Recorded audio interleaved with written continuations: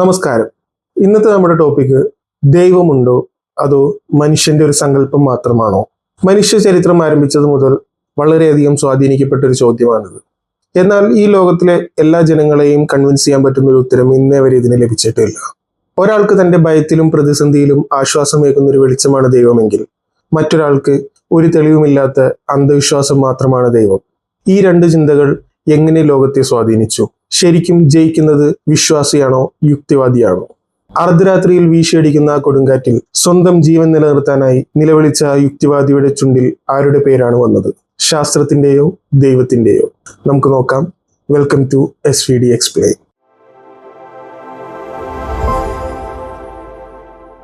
നമ്മൾ ഇന്ന് ഈ ചെയ്യുന്നൊരു വീഡിയോ ഒരിക്കലും ഒരാളെ സ്വാധീനിക്കാൻ വേണ്ടിയല്ല, മറിച്ച് ഒരു നിമിഷം സ്വയമേ ചിന്തിക്കാൻ വേണ്ടിയിട്ടാണ്. ഒരാളെയും സ്വാധീനിച്ച് മാറ്റാൻ കഴിയുന്നതല്ല വിശ്വാസവും യുക്തിവാദവും. ഇതിനെക്കുറിച്ച് നമ്മൾ കൂടുതൽ പറയുന്നതിന് മുമ്പേ നമുക്ക് ചെറിയൊരു കഥയിലേക്ക് പോവാം. ഒരു ഗ്രാമത്തിൽ രണ്ട് സുഹൃത്തുക്കൾ ഉണ്ടായിരുന്നു, രാമനും ശേഖരനും. രാമനാണെങ്കിൽ ദൈവവിശ്വാസിയും ശേഖരൻ നിരീശ്വരവാദിയുമായിരുന്നു. ഒരിക്കൽ അവരുടെ നാട്ടിലെ അമ്പലത്തിന്റെ ആൽമരത്തണലിൽ രണ്ടുപേരും സംസാരിച്ചിരിക്കുകയായിരുന്നു. പെട്ടെന്ന് രാമൻ ഒരു കാര്യം ചോദിച്ചു. ശേഖര, നീ നോക്കൂ, ഈ ലോകം എത്ര സുന്ദരമാണ്. പൂക്കൾ വിടരുന്നത് നീ കാണുന്നില്ലേ? ഭൂമി കറങ്ങുന്നുണ്ട്, കറക്റ്റ് സമയത്ത് സൂര്യൻ ഉദിക്കുകയും അസ്തമിക്കുകയും ചെയ്യുന്നുണ്ട്. ഇതെല്ലാം തനിയെ നടക്കുന്നതാണെന്നാണോ നീ വിശ്വസിക്കുന്നത്? ശേഖരൻ ഒരു മറുപടി നൽകി. ഇതൊരു പ്രകൃതി നിയമമാണ്. ഭൂമി കറങ്ങുന്നതിനും പൂക്കൾ വിടരുന്നതിനും സൂര്യൻ ഉദിക്കുന്നതിനും അസ്തമിക്കുന്നതിനും ആകാശത്തിരിക്കുന്ന ഒരു ദൈവത്തിന്റെ ആവശ്യമില്ല. അതോടൊപ്പം ശേഖരൻ കൂട്ടിച്ചേർത്തു, ഈ ലോകത്ത് പ്രകൃതി ദുരന്തങ്ങളും പ്രശ്നങ്ങളും ഉണ്ടാകുമ്പോൾ നിന്റെ ദൈവം എവിടെയാണ്? ഈ ലോകത്ത് എത്രയോ കുട്ടികൾ പട്ടിണി കിടന്ന് മരണപ്പെടുന്നു. ആ സമയം നിന്റെ ദൈവം എന്തു ചെയ്യുകയാണ്? രാമൻ അതിന് മറുപടി നൽകി. ലോകത്തിലെ തിന്മകൾ മനുഷ്യന്റെ കർമ്മഫലമാണ്. അന്ധകാരമുള്ളത് കൊണ്ടാണ് വെളിച്ചത്തിന് വിലയുള്ളത്. ദൈവത്തിന്റെ വഴികൾ മനുഷ്യന്റെ ചെറിയ ബുദ്ധിയിൽ ആലോചിച്ചാൽ ലഭിക്കണമെന്നില്ല. മാസങ്ങൾ കടന്നുപോയി. അവരുടെ ഗ്രാമത്തിൽ ഒരു പ്രകൃതിക്ഷോഭമുണ്ടായി. രാത്രിയിൽ കൊടുങ്കാറ്റും പേമാരിയും പെയ്തിറങ്ങി. അവരുടെ പുഴ കവിഞ്ഞൊഴുകി. രണ്ടുപേരും സ്വന്തം ജീവൻ നിലനിർത്താനായി ഒരു കാട്ടിലേക്ക് ഓടിക്കേറി.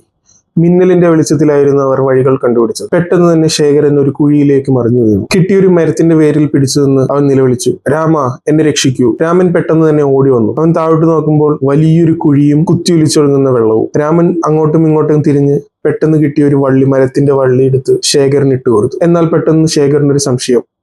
ഞാൻ ഈ മരത്തിന്റെ വേര് വിട്ട് ഈ വള്ളിയിലേക്ക് പിടിച്ചാൽ ഈ വള്ളി എങ്ങാനും പൊട്ടിപ്പോയാൽ ഞാൻ മരിച്ചു പോകില്ലേ? ഒരു നിമിഷം ശേഖരൻ, ദൈവമേ, എന്നെ രക്ഷിക്കണേ എന്ന് വിളിച്ചു. ആ വള്ളിയിലേക്ക് പിടിച്ചു രാമൻ അതിശക്തമായി ശേഖരനെ വലിച്ചു കയറ്റി. അങ്ങനെ മഴ പതിയെ കുറഞ്ഞു. വെളിച്ചം വന്നു തുടങ്ങി. ചെളിയിൽ കുളിച്ചുകിടക്കുന്ന ശേഖരനോട് രാമൻ ചോദിച്ചു, ശേഖര, നീ ദൈവത്തെ അല്ലേ നേരത്തെ വിളിച്ചത്? ഒരു നിമിഷം മൗനത്തോടെ ആലോചിച്ച ശേഷം ശേഖരൻ അതിന് മറുപടി നൽകി. അത്രയും ഭയത്തിൽ ഞാൻ ദൈവത്തെ വിളിച്ചു എന്നുള്ളത് സത്യമാണ്. പക്ഷേ എനിക്ക് വള്ളി എറിഞ്ഞു തന്നതും എന്നെ കൈപിടിച്ച് കയറ്റിയതും ദൈവമല്ല, അത് നീയാണ്. ആകാശത്തിരിക്കുന്ന ആ ദൈവത്തെ ഞാൻ കണ്ടിട്ടുമില്ല. ഈ കഥ എങ്ങനെ നിൽക്കട്ടെ, ഇതിന്റെ ബാക്കി നമുക്ക് അവസാനം സംസാരിക്കാം. നമ്മുടെ ലോകത്തിലെ ജനങ്ങളെ 5ആയി തരംതിരിക്കാം, ദൈവമുണ്ടോ ഇല്ലയോ എന്നുള്ള ചോദ്യത്തിന് അവരെ എങ്ങനെ പ്രതികരിക്കുന്നു എന്നുള്ളത്. ഒന്നാമത്തെ ആളുകൾ തിയസ്റ്റ്, അതായത് വിശ്വാസികളാണ്. അവർ ദൈവമുണ്ട് എന്ന് വിശ്വസിക്കുന്നവർ. 2 എത്തിയസ്റ്റ്, അതായത് ദൈവമില്ല, ദൈവത്തിന്റെ എക്സിസ്റ്റൻസ് ഇല്ല എന്ന് വിശ്വസിക്കുന്നവർ. 3 അഗ്നോസ്റ്റിക്, ദൈവമുണ്ടോ ഇല്ലയോ എന്ന് അവർക്ക് അറിയില്ല. 4 അപ്പത്തിയസ്റ്റ്, അവർക്ക് ഉണ്ടെങ്കിലും ഇല്ലെങ്കിലും ഒന്നുമില്ല, ഇറ്റ് ഡസന്റ് മാറ്റർ എന്നുള്ള രീതിയിലാണ്. 5 ഇഗ്നോസ്റ്റിക്, ഇങ്ങനൊരു ചോദ്യത്തിന്റെ ആവശ്യമുണ്ടോ എന്ന് തന്നെ ചിന്തിക്കുന്നവർ. ഇങ്ങനെ 5 വിഭാഗങ്ങളാണ് ഉള്ളത്. ഇനി വിശ്വാസികൾ മുന്നോട്ട് വെക്കുന്ന കുറച്ച് വാല്യൂസും അവരുടെ ചോദ്യങ്ങളിലേക്ക് നമുക്ക് നോക്കാം. ദൈവമില്ല എങ്കിൽ ഈ പ്രപഞ്ചത്തെ ഇത്ര കൃത്യമായി ക്രമീകരിക്കുന്നതും ജീവൻ അല്ലെങ്കിൽ മനുഷ്യൻ നിലനിൽക്കാനുള്ള അന്തരീക്ഷം ഈ ഭൂമിയിൽ സൃഷ്ടിച്ചതും ആരാണ്? അതുപോലെ അവരുടെ മറ്റൊരു വാദം, നന്മ തിന്മകൾ തിരിച്ചറിയാനും മനുഷ്യരിൽ പാപഭയം ഉണ്ടാക്കാനും വിശ്വാസവും ദൈവവും ആവശ്യമാണ് എന്നുള്ളതാണ്. അതുപോലെ തന്നെ പ്രാർത്ഥനയിലൂടെ ഈ ലോകത്തെ അനേകം ജനങ്ങൾക്ക് അവരുടെ പ്രതിസന്ധിയിൽ ആശ്വാസമാകാനും ആന്തരിക സമാധാനവും ലഭിക്കുന്നുണ്ട്.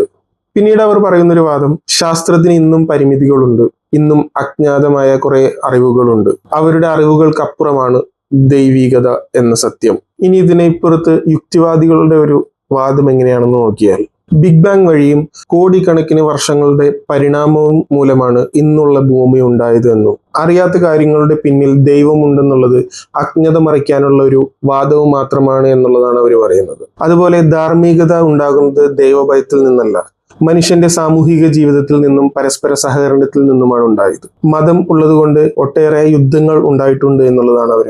അതുപോലെ ശാസ്ത്രം പൂർണ്ണമല്ലെങ്കിലും തെളിവുകളുടെ അടിസ്ഥാനത്തിൽ തെറ്റുതിരുത്തി മുന്നേറിക്കൊണ്ടിരിക്കുകയാണ്. അതിൽ എന്തെങ്കിലും ഒരു ചോദ്യം ഉയർന്നാൽ അതിനെപ്പറ്റി വീണ്ടും പഠിക്കുന്നുമുണ്ട്. അന്ധവിശ്വാസങ്ങൾക്ക് പകരം ചോദ്യങ്ങൾക്കായുള്ള ഉത്തരങ്ങൾ കണ്ടെത്തലാണ് പ്രധാനം എന്നുള്ളതാണ് മറ്റൊരു വാദം. ഈ വാദങ്ങൾ കേട്ടിട്ട് നിങ്ങൾക്ക് എന്താണ് തോന്നുന്നത്? വിശ്വാസമാണോ യുക്തിവാദമാണോ നല്ലത്? ജസ്റ്റ് നിങ്ങളൊന്ന് കമന്റ് ചെയ്യുക. ഇനി നമുക്ക് നമ്മുടെ പഴയ കഥയിലേക്ക് പോകാം. രാമൻ എന്തായിരിക്കും ശേഖരന് കൊടുത്ത മറുപടി? രാമൻ ശേഖരനോട് ഇങ്ങനെയാണ് പറഞ്ഞത്: ശേഖര, ദൈവം എന്നാൽ ആകാശത്തിരിക്കുന്ന ഒരു രൂപമല്ല, കഷ്ടപ്പെടുന്നവനെ സഹായിക്കാനുള്ള മനസ്സാണ്, മനുഷ്യത്വമാണ്, സഹജീവി സ്നേഹമാണ്. നീ യുക്തി കൊണ്ട് ലോകത്തെ കണ്ടു, ഞാൻ വിശ്വാസം കൊണ്ട് ലോകത്തെ കണ്ടു. പക്ഷേ നമ്മൾ രണ്ടുപേരെയും ജീവനോടെ നിലനിർത്തിയത് പരസ്പര സ്നേഹവും സഹായവുമാണ്. അത് വലിയൊരു സത്യമാണ്. ഈ കഥ നമ്മളെ ശരിക്കും എന്താണ് പഠിപ്പിക്കുന്നത്? ഇവിടെയാണ് ഞാൻ നേരത്തെ പറഞ്ഞ നമുക്ക് ചിന്തിക്കാൻ വേണ്ടിയിട്ടാണ് നമ്മൾ ഈ വീഡിയോ ചെയ്യുന്നത്. ഒരു നിമിഷമെങ്കിൽ ഒരു നിമിഷം നിങ്ങൾ തന്നെ ഒന്ന് ആലോചിച്ച് നോക്കുക. ദൈവത്തിൽ വിശ്വസിക്കുന്നവനും ഇല്ലാത്തവനും ഈ ലോകത്ത് ജീവിക്കാൻ ഒരേ അവകാശമാണ് ഉള്ളത്. ഒരു വിശ്വാസിയെ സംബന്ധിച്ചിടത്തോളം ദൈവം അവന് പ്രത്യാശയാണെന്നുണ്ടെങ്കിൽ, ഒരു നിരീശ്വരവാദിയെ സംബന്ധിച്ചിടത്തോളം അവനത് ചിന്തയും യുക്തിയുമാണ്. പക്ഷെ നമ്മൾ ഒരു കാര്യം ഓർക്കുക: മനുഷ്യത്വം നഷ്ടപ്പെട്ട വിശ്വാസവും സ്നേഹമില്ലാത്ത യുക്തിയും ഒരേപോലെ അപകടമാണ്. നമ്മൾ ദൈവത്തെ വിശ്വസിച്ചാലും ഇല്ലെങ്കിലും മനുഷ്യത്വത്തിൽ വിശ്വസിക്കുക. പരസ്പരം സഹായത്തോടും സഹകരണത്തോടും കൂടി നമ്മൾ ജീവിക്കുക. പല ബാഹ്യശക്തികൾ നമുക്കെതിരെ നിന്നാൽ പോലും, പലരും മതം പറഞ്ഞ് ഇടയിൽ വന്നാൽ പോലും നമ്മൾ ഓർക്കുക, നമുക്ക് മനുഷ്യത്വമാണ് വലുത്. മനുഷ്യത്വമില്ലെങ്കിൽ നീ ദൈവവിശ്വാസിയാണോ, നിരീശ്വരവാദിയാണോ, യുക്തിവാദിയാണോ, എന്താണെങ്കിലും നമ്മുടെ ജീവിതത്തിനൊരർത്ഥം ഉണ്ടാവില്ല. നല്ലൊരു മനുഷ്യനായി നമുക്ക് ജീവിക്കാൻ സാധിക്കട്ടെ എന്ന് ആശംസിക്കുന്നു. ഇതുപോലുള്ള വീഡിയോസിനായി നമ്മുടെ ചാനൽ സബ്സ്ക്രൈബ് ചെയ്യുമെന്ന് വിശ്വസിക്കുന്നു. നന്ദി, നമസ്കാരം.